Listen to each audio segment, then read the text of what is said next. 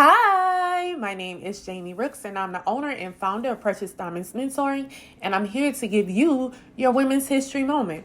Let's get into it. History tends to erase the contributions of people who aren't a part of the narrative due to certain factors that society has brought about. But today, I would like to highlight a she wrote in her own right, Mary Grant Seacole. Let's get into it. Mary Grant Seacole, known as Mother Seacole by her patients, was a contemporary or peer of Florence Nightingale. Mary was a Jamaican nurse and businesswoman who was born in 1805 in Kingston, Jamaica, and provided assistance and care for British soldiers at the battlefront during the Crimean War. Seacole was a popular doctress, and when she left Panama, she was given a farewell party. During one speech, a man lamented that Seacole's skin wasn't white, as it would have made her more acceptable.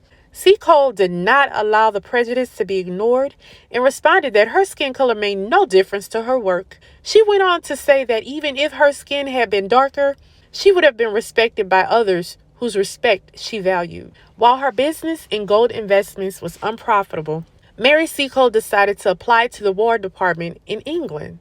Despite glowing recommendations from officials who knew her work, she was told that all the positions had been filled. To make the intent clear, they also told her she would not be chosen even if a vacancy did open.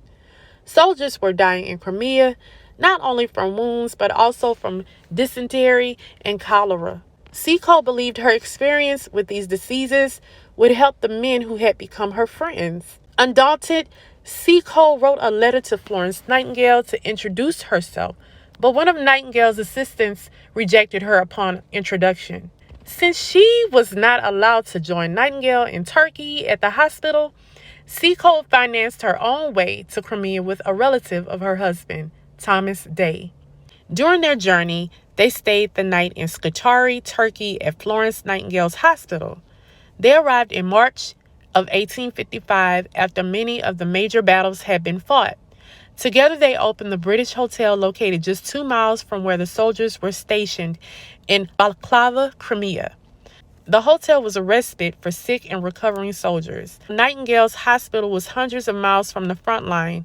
Seacole often visited the battlefields to tend to the wounded soldiers, sometimes under fire.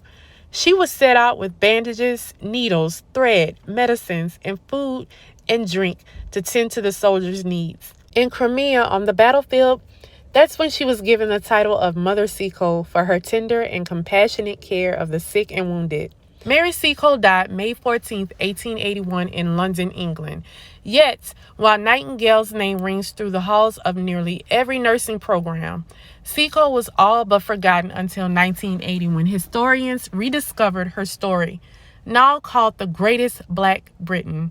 Her statue outside St. Thomas Hospital in London is the first to honor a Black woman in the UK. Thank you, Mother Seacole, for your compassion and service.